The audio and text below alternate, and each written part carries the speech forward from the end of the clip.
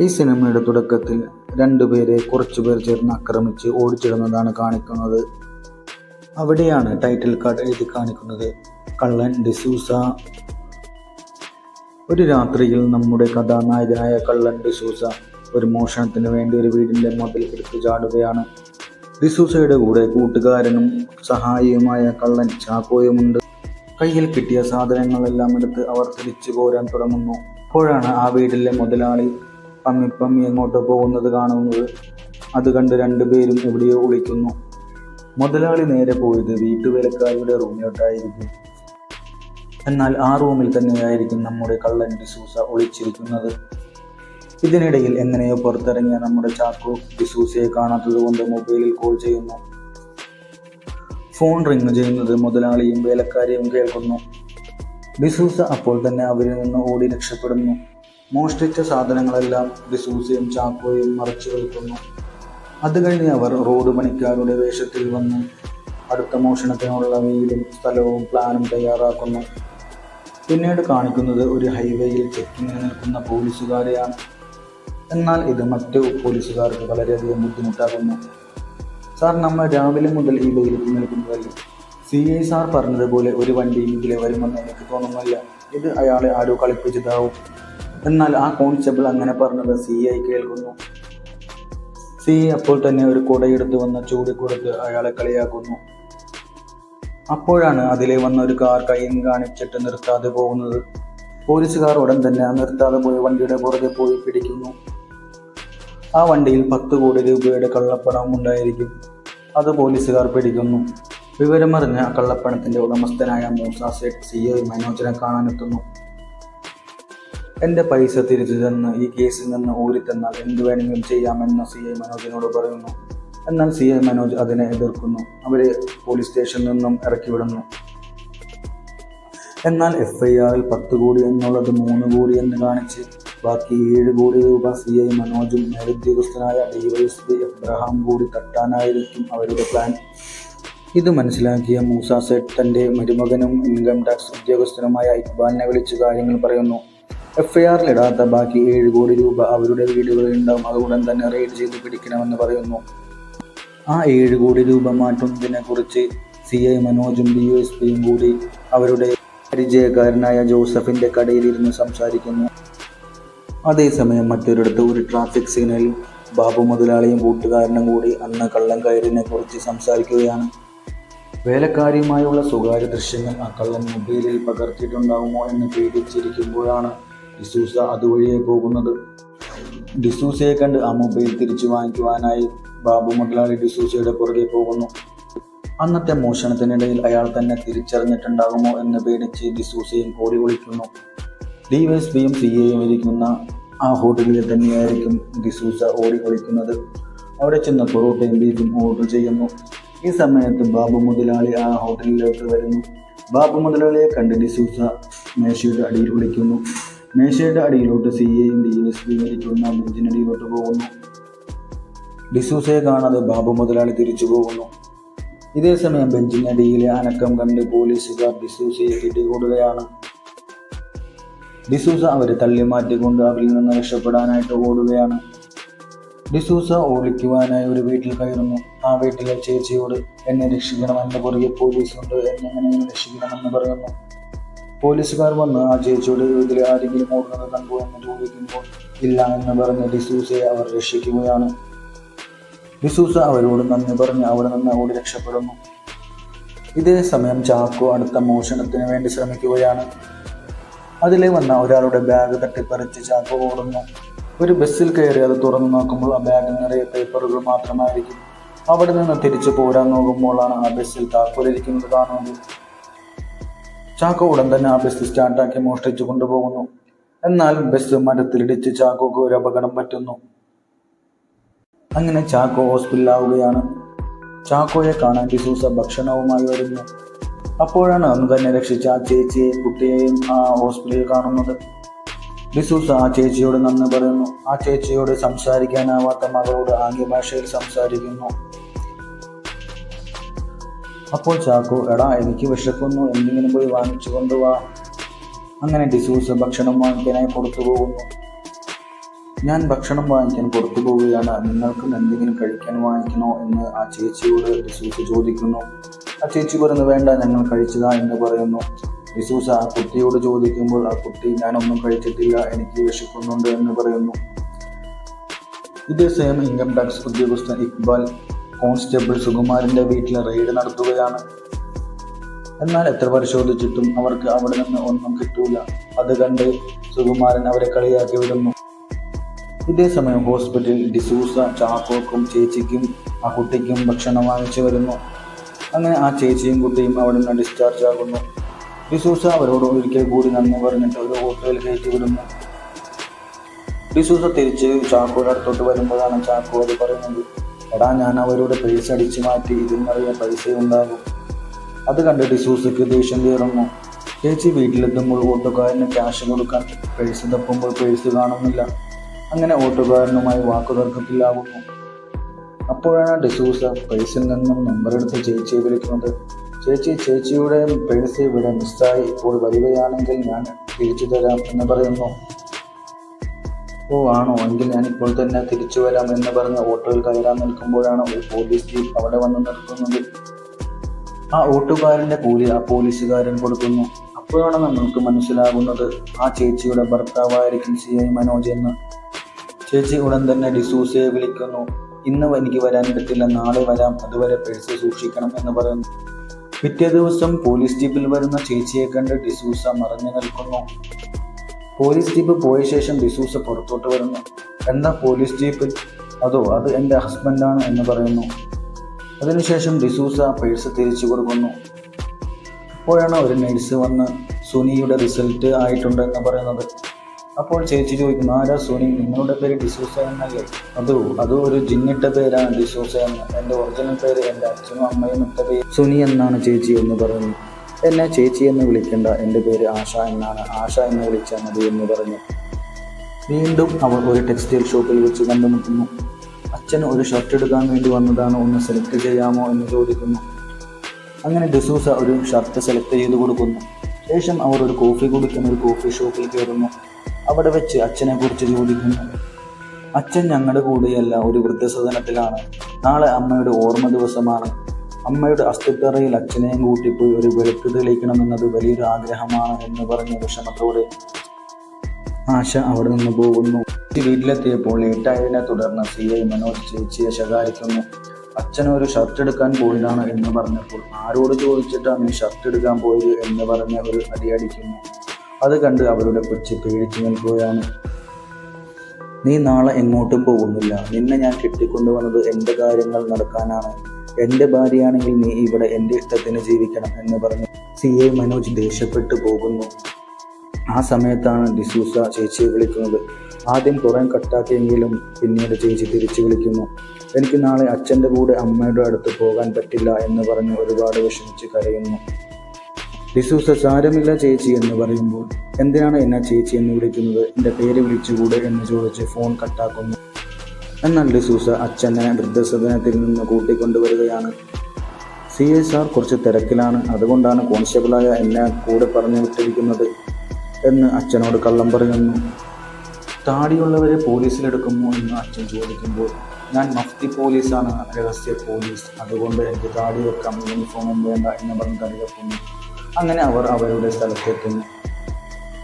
ഡിസൂസയെ പോലീസുകാരനാണെന്ന് പറഞ്ഞ് തൻ്റെ പരിചയക്കാർക്ക് അച്ഛൻ പരിചയപ്പെടുത്തി കൊടുക്കുകയാണ്. അവർ ഓരോ ഗ്ലാസ് നാരങ്ങ വെള്ളം കുടിച്ച ശേഷം ഇനി വേറെ എന്തെങ്കിലും വേണമോ എന്ന് ഡിസൂസ ചോദിക്കുന്നു. ആദ്യം വേറെ ഒന്നും വേണ്ട എന്ന് പറഞ്ഞെങ്കിലും പിന്നീട് കുറച്ച് തേൻമുട്ടായി കൂടി വാങ്ങിക്കാമോ എന്ന് അച്ഛൻ ചോദിക്കുന്നു. ഡിസൂസ കുറച്ച് തേൻമുട്ടായി കൂടി വാങ്ങിക്കൊടുക്കുന്നു. അങ്ങനെ അച്ഛനും ഡിസൂസയും അവരുടെ ആ പഴയ വീട്ടിൽ ചെല്ലുന്നു. അമ്മയുടെ അസ്ഥിത്തറയിൽ വിളക്ക് തെളിയിക്കുന്നു. അതിനുശേഷം ആ വീടും പറമ്പും ചുറ്റി നടന്നതിന് ശേഷം വിഷമത്തോടെ തിരിച്ചു പോരുന്നു. ഈ വിഷമം മാറ്റാൻ നമുക്ക് 2 കള്ളടിച്ചാലോ എന്ന് ഡിസൂസ ചോദിക്കുന്നു. അച്ഛൻ അത് സമ്മതിക്കുന്നു. അങ്ങനെ അവർ കള്ളുഷാപ്പിലോട്ട് പോവുകയാണ്. കള്ളുഷാപ്പിൽ വെച്ച് അച്ഛൻ എല്ലാ വിഷമവും മറന്ന് കള്ളു കുടിച്ച് ആഘോഷിക്കുന്നു. അച്ഛനെ മാക്സിമം സന്തോഷിപ്പിച്ച ശേഷം തിരിച്ച് വൃദ്ധസദനത്തിൽ തന്നെ തിരിച്ചു കൊണ്ടുവന്നാക്കുന്നു. അത് കണ്ട് വിഷമത്തോടെ ഡിസൂസ തിരിച്ചു പോരുന്നു. ഡിസൂസ ആശയെ കാണാൻ നേരെ ആശയുടെ വീട്ടിലോട്ട് പോകുന്നു. ആശയെ വിളിച്ച് എഴുന്നേൽപ്പിച്ച ശേഷം പുറത്തോട്ട് വരാൻ പറയുന്നു. എന്നിട്ട് ആശയ്ക്ക് ഒരു പൊതി കൊടുക്കുകയാണ്. ആ പൊതിയിൽ അച്ഛൻ പറഞ്ഞ തേൻ മുട്ടായി ആയിരിക്കും. ആശ വിഷമത്തോടെ ഡിസൂസയെ നോക്കുമ്പോൾ ഡിസൂസ അച്ഛനുമായിട്ടുള്ള ഫോട്ടോസ് എല്ലാം ഫോണിൽ കാണിച്ചു കൊടുക്കും. അതെല്ലാം കണ്ട് ആശയ്ക്ക് ഒരുപാട് സന്തോഷമാവും. ഈ ഷർട്ട് എങ്ങനെ കിട്ടി എന്ന് ചോദിക്കുമ്പോൾ അത് ഇന്നലെ രാത്രി തന്നെ വന്ന് ഞാൻ എടുത്തുകൊണ്ടുപോയി എന്ന് പറഞ്ഞ് അവിടെ നിന്ന് ഡിസൂസ മടങ്ങും. അതോടെ ആശ ഡിസൂസയോട് കൂടുതൽ അടക്കാൻ തുടങ്ങും. പിന്നീട് ഡിസൂസ ആശയം കൊണ്ട് അച്ഛൻ്റെ അടുക്കൽ ചെല്ലും. കുറെ നേരം അച്ഛൻ്റെ കൂടെ ടൈം സ്പെൻഡ് ചെയ്ത ശേഷം തിരിച്ചു പോരും വഴി അവർ ഒരു പാർക്കിൽ കയറും. എന്നാൽ ആ പാർക്കിൽ കുറച്ചു പേർ ഒരു പെൺകുട്ടിയോടും ഒരു ചെറുക്കനോടും സദാചാര പോലീസ് കളിക്കുന്നുണ്ടാവും. അത് കണ്ട് ഡിസൂസ അത് ചോദിക്കാൻ ചെല്ലുമ്പോൾ ഡിസൂസയും അവരുമായി തർക്കത്തിലാവും. അത് പിന്നീട് ഒരു തല്ലിൽ കലാശിക്കും. അങ്ങനെ അവിടെ പോലീസ് വരും. പോലീസ് മറ്റാരുമായിരിക്കുമില്ല, ആശയുടെ ഭർത്താവായ CI മനോജ് തന്നെയായിരിക്കും. ആശയും ഡിസൂസയും ഒരു സ്ഥലത്ത് ഒളിച്ചിരിക്കും. എന്നാൽ ആശയെ പിടികൂടും എന്നാവുമ്പോൾ ഡിസൂസ മനഃപൂർവ്വം പിടികൊടുക്കും. അങ്ങനെ ഡിസൂസയെ പോലീസുകാർ പിടിച്ചു കൊണ്ടുപോകും. പോലീസ് സ്റ്റേഷനിലിട്ട് നല്ല ഇടിയിടിക്കും ഡിസൂസയെ. കുറച്ച് നാളുകൾക്ക് മുമ്പ് മേശയുടെ അടിയിൽ നിന്ന് രക്ഷപ്പെട്ട ഡിസൂസയോടുള്ള എല്ലാ കയപ്പും CI മനോജ് അവിടെ തീർക്കും. എന്തിനാണ് നീ ഞങ്ങളുടെ മേശയുടെ അടിയിൽ വന്ന് വിളിച്ചിരുന്നത്? നീ എന്തൊക്കെ കേട്ടു? എല്ലാം ഇപ്പോൾ പറയണം എന്ന് പറഞ്ഞ് പിന്നെയും ഒരുപാട് ഇടിക്കും. അപ്പോഴാണ് DSP എബ്രഹാം അവിടെ വരുന്നത്. DSP എബ്രഹാം അത് തടഞ്ഞുകൊണ്ട് CI മനോജിനെ തള്ളി മാറ്റിയ ശേഷം ഡിസൂസയോട് ചോദിക്കും, നീ ആരാണ്? നീ മൂസ സേട്ടൻ്റെ ആളല്ലേ? എന്തിനാണ് ഞങ്ങളുടെ മേശയുടെ അടിയിൽ വന്ന് വന്നത്? നീ എന്തൊക്കെ കേട്ടു? എല്ലാം ഇപ്പോൾ പറയുകയാണെങ്കിൽ നിന്നെ വെറുതെ വിടാം എന്ന് പറയും. മൂസ സേട്ടു അതാരാ? എനിക്ക് അങ്ങനെ ഒരാളെ അറിയില്ല എന്ന് ഡിസൂസ പറയുമ്പോൾ അവർ ഡിസൂസയുടെ മൊബൈൽ ചെക്ക് ചെയ്യുന്നു. അതിൽ മൂസ സേട്ടിൻ്റെ ഒരു കോണ്ടാക്റ്റും കാണുന്നില്ല. അപ്പോൾ ഡിസൂസയോട് ചോദിക്കും, പിന്നെ എന്തിനാണ് നീ അന്ന് ഞങ്ങളുടെ മേശയുടെ അടിയിൽ കയറി വിളിച്ചത് എന്ന് ചോദിക്കുമ്പോൾ ഡിസൂസ, ഓ അതാണോ കാര്യം? അത് ഞാനൊരു പലിശക്കാരനെ കണ്ട് പേടിച്ചു വിളിച്ചതാണ് സാറേ, അതിനാണോ എന്നെ ഇങ്ങനെ തല്ലിച്ചതച്ചത് എന്ന് ചോദിക്കും. അപ്പോഴേക്കും വക്കീൽ വന്ന് ജാമ്യം എടുത്തു കൊടുക്കും ഡിസൂസക്ക്. എന്നാൽ ആ വക്കീലിനെ അയച്ചത് ആശ തന്നെ ആയിരിക്കും. അങ്ങനെ ഇടികൊണ്ട അവശനായ ഡിസൂസയെ കാണാൻ കന്യയുമായി ആശ അവർ താമസിക്കുന്ന റൂമിലെത്തും. അങ്ങനെ അവർ ഹസ്ബൻഡില്ലാത്തപ്പോൾ വീട്ടിൽ വെച്ചും വേറെ പലയിടത്തും വെച്ചും അവർ തമ്മിൽ കൂടുതൽ അടുക്കും. അതേസമയം CI മനോജ് കള്ളപ്പണം സൂക്ഷിച്ചിരിക്കുന്ന ജോസഫിന്റെ കടയിൽ മൂസ സേട്ടിന്റെ വലം കൈയായ ദാമോദരൻ പിള്ള അവിടെ എത്തും. എപ്പോഴും പോലീസുകാർ പോകുന്നത് കൊണ്ട് ഇവിടെ ആയിരിക്കുമോ കള്ളപ്പണം സൂക്ഷിച്ചിരിക്കുന്നത് എന്ന് ദാമോദരൻ പിള്ളക്ക് ഒരു സംശയം തോന്നും. എന്നാൽ ദാമോദരൻ പിള്ളയെ കണ്ട് എന്തോ പന്തികേട് മണത്ത ജോസഫ് ഉടൻ തന്നെ ഫോട്ടോയെടുത്ത് CI മനോജിന് അയച്ചു കൊടുക്കും. CI മനോജ് ഇത് മൂസ സേട്ടിന്റെ ആളാണ്, ഉടൻ തന്നെ ആ പൈസ അവിടെ നിന്ന് മാറ്റണമെന്ന് പറയും. സാർ, എനിക്കെങ്ങനെ ഈ പൈസ ഒറ്റയ്ക്ക് ഇവിടെ നിന്ന് എങ്ങനെ മാറ്റാൻ പറ്റും എന്ന് ചോദിക്കുമ്പോൾ നീ എങ്ങനെയെങ്കിലും അത് മാറ്റിയേ പറ്റൂ, എന്ന് നമ്മളെല്ലാവരും കൊടുക്കും എന്ന് പറഞ്ഞ് ഫോൺ കട്ടാക്കും. ഉടൻ തന്നെ ഇൻകം ടാക്സ് ഉദ്യോഗസ്ഥർ ആ ഹോട്ടലിലോട്ട് ചെല്ലും. ഞാൻ മുഹമ്മദ് ഇക്ബാൽ, ഞാൻ ഇൻകം ടാക്സ് ഓഫീസറാണ്, എനിക്ക് ഈ ഹോട്ടൽ റെയ്ഡ് ചെയ്യണം. എന്നാൽ ആ ഹോട്ടൽ മുഴുവൻ റെയ്ഡ് ചെയ്തിട്ടും അവർക്ക് അവിടെ നിന്ന് ഒന്നും കിട്ടില്ല. അപ്പോഴേക്കും ജോസഫ് തൻ്റെ അപ്പുറത്തെ അലമാരക്കടയിലെ അലമാരയിൽ എല്ലാ പൈസയും എടുത്തു വെച്ചുകൊണ്ട് അലമാര അവിടെ നിന്ന് മാറ്റുന്നുണ്ടാകും.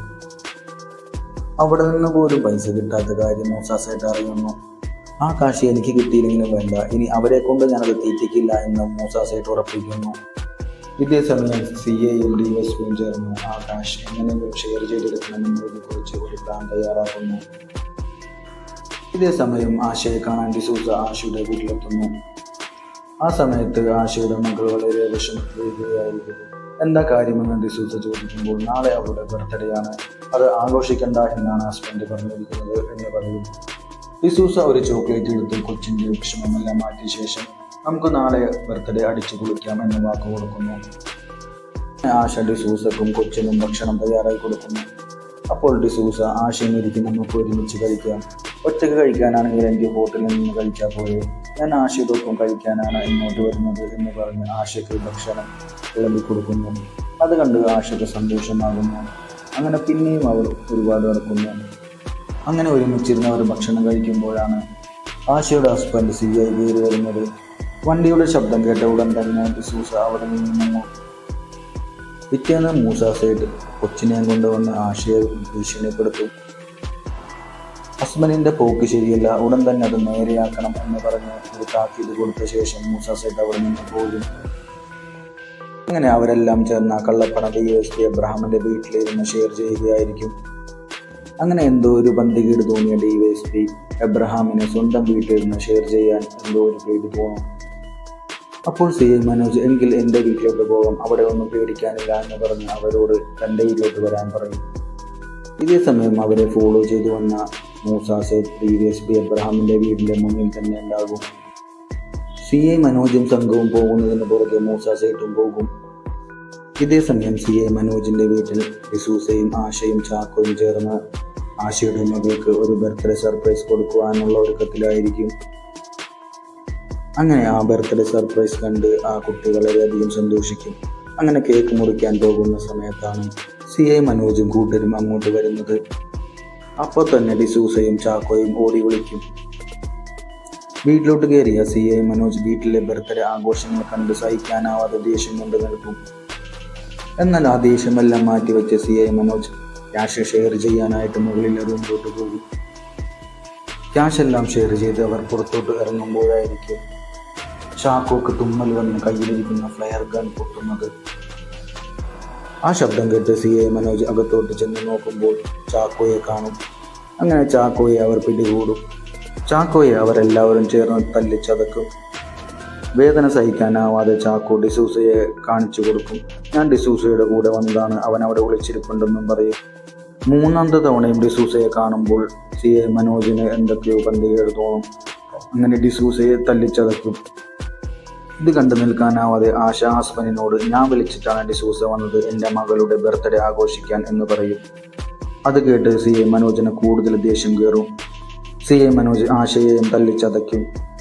ഇതേ സമയം ചാക്കോ മെയിൻ സ്വിച്ച് ഓഫ് ചെയ്യും. അങ്ങനെ അവിടെ മുഴുവൻ ഇരുട്ടിലാകും. ആ സമയത്ത് CI മനോജിനെയും കൂട്ടരെയും ഡിസൂസ ഒരു മുറിയിൽ അടിച്ചിടും. എന്നിട്ട് ഡിസൂസ ആശയും മകളെയും കൊണ്ട് അവിടെ നിന്ന് ഓടി രക്ഷപ്പെടും. മനോജും കൂട്ടരും ഉടൻ തന്നെ അവരുടെ പുറകെ പോകും. ആ സമയത്തായിരിക്കും അവിടെ ലൈറ്റ് വീഴുന്നത്. നോക്കുമ്പോൾ അത് ഇൻകം ടാക്സ് ഓഫീസർ ഇക്ബാൽ ആയിരിക്കും. ഞങ്ങൾക്ക് ഈ വീടൊന്ന് സെർച്ച് ചെയ്യണമെന്ന് പറഞ്ഞ് അവരെ തടഞ്ഞു നിർത്തുമ്പോൾ CI മനോജ് മാത്രം അവരെ തള്ളി മാറ്റിക്കൊണ്ട് പുറത്തോട്ട് ഓടും. ഇവിടെ നിങ്ങളെല്ലാവരും ചേർന്ന് കള്ളപ്പണം സൂക്ഷിച്ചിട്ടുണ്ടെന്നും അത് ഷെയർ ചെയ്യുകയാണെന്നും ഒരു ഇൻഫർമേഷൻ കിട്ടി. അതുകൊണ്ട് നിങ്ങളെല്ലാം ഇതിലെ പ്രതികളാണ്. ഞാനിവിടെ ബർത്ത്ഡേ ആഘോഷിക്കാൻ വന്നതാണ്. അങ്ങനെ ഒരു ഇൻഫർമേഷൻ സാറിന് കിട്ടിയിട്ടുണ്ടെങ്കിൽ ഞാൻ സാറിനെ സഹായിക്കാം എന്ന് പറഞ്ഞ് CI എബ്രഹാം മറുകണ്ഠം ചാടും. അങ്ങനെ എബ്രഹാം ഇക്ബാലിൻ്റെ കൂടെ അവിടെയെല്ലാം സെർച്ച് ചെയ്യും.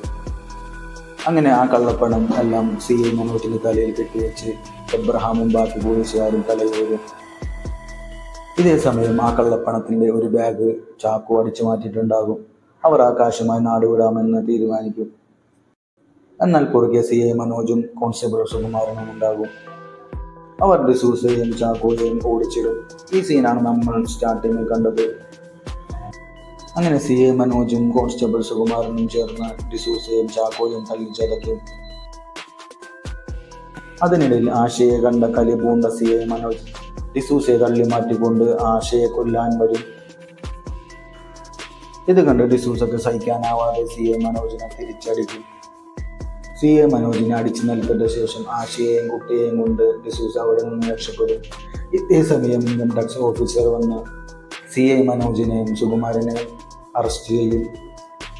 അപ്പോഴേക്കും DSP എബ്രഹാമും ബാക്കി പോലീസുകാരും എല്ലാ കുറ്റങ്ങളും CI മനോജിൻ്റെയും കോൺസ്റ്റബിൾ സുകുമാരൻ്റെ തലയിൽ വെച്ച് കിട്ടിയിട്ടുണ്ടാവും. അത് കണ്ട മൂസ സേട്ട് CI മനോജിൻ്റെ മുഖത്ത് നോക്കി ചിരിക്കും. പിന്നീട് കാണിക്കുന്നത് ബാഗ് നിറയെ പൈസയും സ്വർണവുമായി ഒരാൾ കാർ ബ്രേക്ക് ഡൗണായി വഴിയിൽ നിൽക്കുന്നതാണ്. അപ്പോൾ അതുവഴി വന്ന ബസ്സിൽ കൈ കാണിക്കും. അങ്ങനെ അയാൾ ആ ബസ്സിൽ കയറുമ്പോൾ ആകെ 3 പേർ മാത്രമേ ആ ബസ്സിൽ ഉണ്ടാവുള്ളൂ. ഡ്രൈവിംഗ് സീറ്റിൽ ചാക്കോയും പാസഞ്ചർ സീറ്റിൽ ഡിസൂസയും ആശയും കുട്ടിയും മാത്രമേ ഉണ്ടാവുകയുള്ളൂ.